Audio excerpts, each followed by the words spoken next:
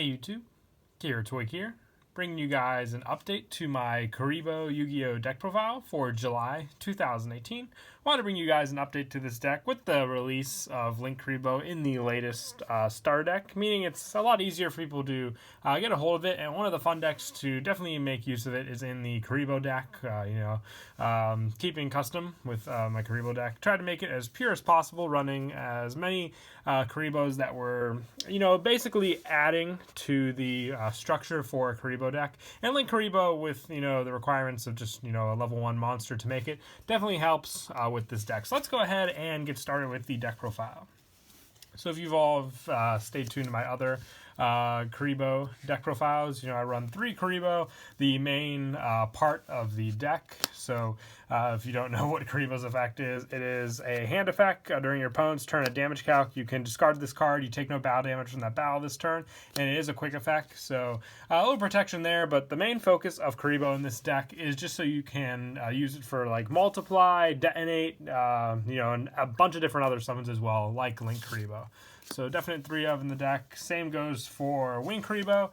This card, just as much as Kuriboh, is very important. It's got the field effect when it's destroyed and sent to the graveyard. For the rest of the turn, you don't take any battle damage. So a much more easier card to make use of for the protection from damage, for sure.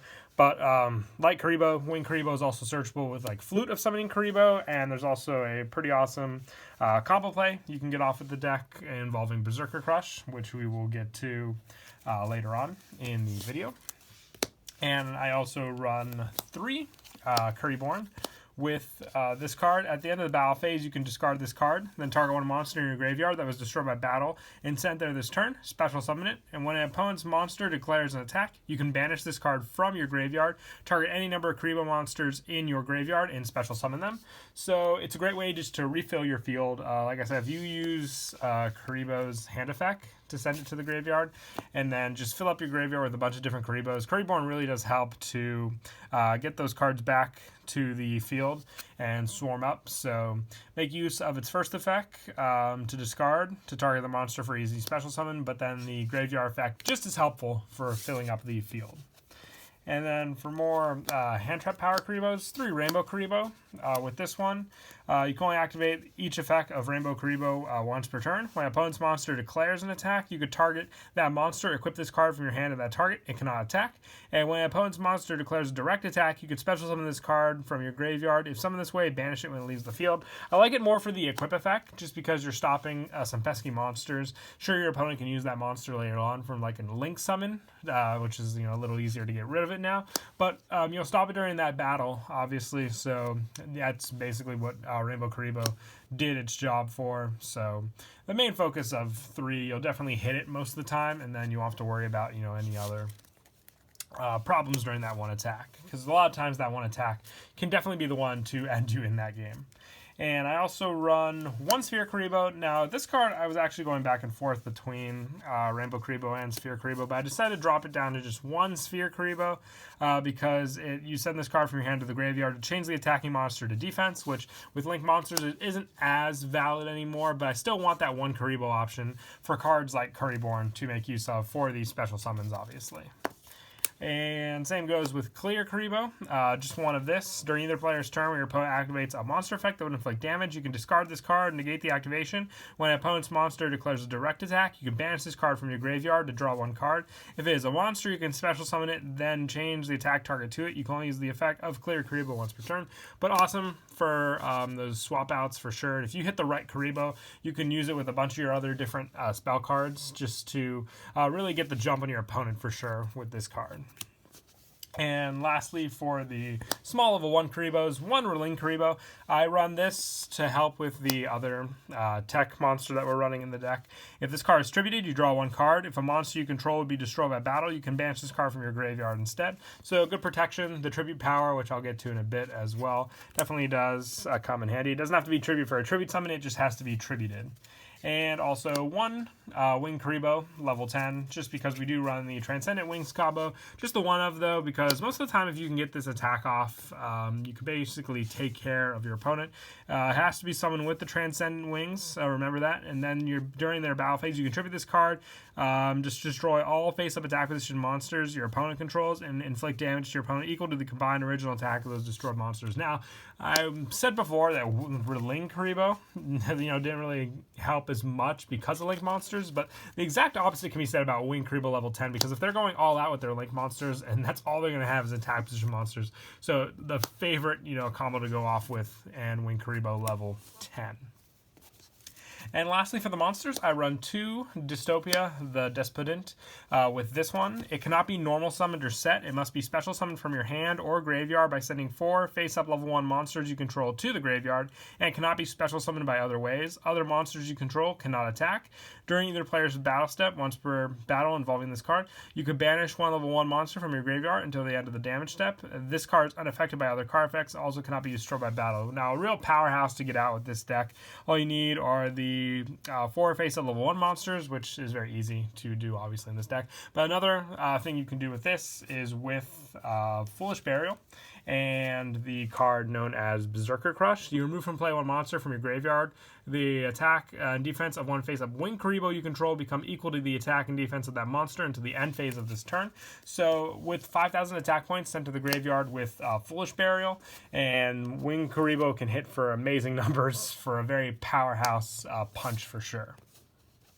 And that is it for the monsters. We'll move on to the spells. I run 3 Flute of Summoning Kuriboh, pretty much staple in this deck for sure, because all it does is add 1 Kuriboh or Wing Kuriboh from your deck to your hand, or special summon 1 Kuriboh or Wing Kuriboh from your deck. But it sets up so many of your plays, so a definite 3 of, and it's a quick play spell card, so you can even set it and activate on your opponent's turn to get out Wing Kuriboh, and then just save you from, losing that turn for sure. And also 2 multiply with the Kuribohs. These tokens definitely do help with the Link summons as well, just because you'll have a lot of fodder to work with. You special summon as many Kuriboh tokens, so if your field is free, you'll get 5, obviously.